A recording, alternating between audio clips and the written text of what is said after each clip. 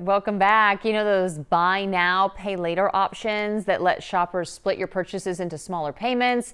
It can be tempting, right? Well, it can also lead to trouble if you are not careful with this. I spoke with Bobby Rebell, consumer finance expert with cardrates.com, with what to watch out for. So let's start with the basics. Why has buy now, pay later exploded in popularity?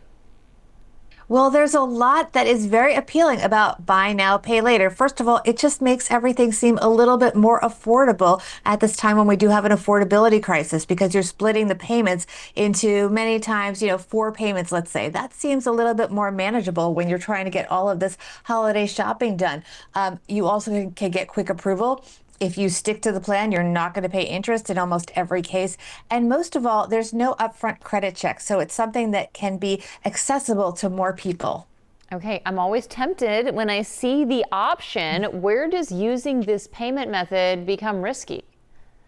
Well, it is so easy, Alona. So what happens is you sometimes get yourself into multiple plans at multiple times with different due dates, and it becomes a lot to keep track of. And it also can be really add up to a lot more spending than you may have originally intended because it is so easy. And then we get into late fees, bank overdrafts. You can start paying interest, so it can get very expensive.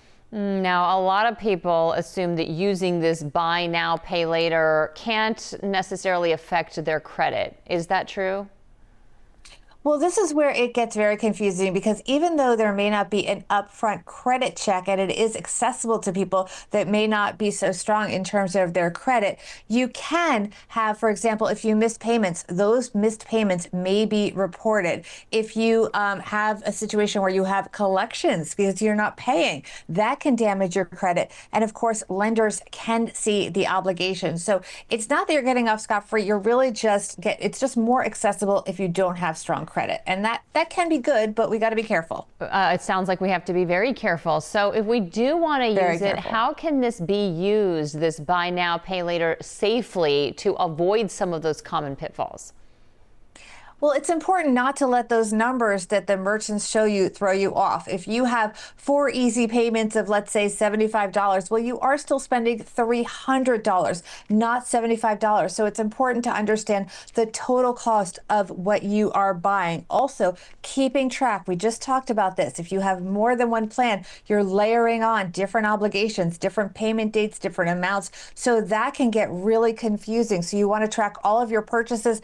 I personally recommend never having more than 2 going at a time, and then add those payment reminders or even automate them so that you don't miss those payments because we don't want people to get buried in all of these payments. That takes away all of the holiday joy. So, from your perspective, because I'm guessing that you probably just wouldn't opt for this option in general, is the plan here and the business plan that we don't make all of our payments and then we do end up needing to pay a lot more in interest? That is the way that a lot of these companies will make the most money. So it is important to remember that nothing is free. So even though they will say it's interest free, yes, if you can stick to that plan. But unfortunately, many of the people that choose to take advantage of this will not be able to make those payments. And you're exactly on target. That is something that we want our viewers to be very aware of. Nothing is free, and you need to be really careful with these plans and make sure that you stay within your budget, no matter what those numbers. They're very tempting. They say on the screen when you're checking out. Don't do it unless you absolutely have to. And when you do, make sure that you have a plan in place. Ideally, the other thing I'm going to say is have an accountability buddy so that you stay on track with paying off that holiday debt. We don't want to have a holiday debt hangover. Yeah, we talked about setting that budget and sticking to it. One last question on the flip side of this. If you do opt for these payments and you stick to the payments on time, can it actually help your credit? Well, that is something that is being debated right now, and we may see some changes in the legislation. So that's going to be really interesting because one of the disadvantages of these plans has been that people that don't have good credit are using them, and yet that's not helping them to build credit. And that is something that is actually being addressed right now. So I would just say stay tuned. I think we're going to have good news. That is something that is evolving. Okay, definitely something for us to keep an eye on. Bobby, as always, thank you for your insight and advice. Thank you for having me. Oh, so very helpful to talk to Bobby about all of this because she is reminding us that the laws surrounding all of this are changing. So we will keep you updated. But right now, this is considered a loan that you are taking out. And so you have to think about what that means for your credit. Also, if you go and look, she mentioned high interest rates if you don't make those payments on time. We're talking as high as 36%. That is outrageous. 36%. So then the problem is if you're behind on any of those payments and then you want a refund or you have a problem with the item, you might get a refund on your original purchase price, not on that interest. So it's almost like one of these upside down home loans. You can end up in trouble. So just be very careful with this. It doesn't mean it's not a good option, sometimes used carefully.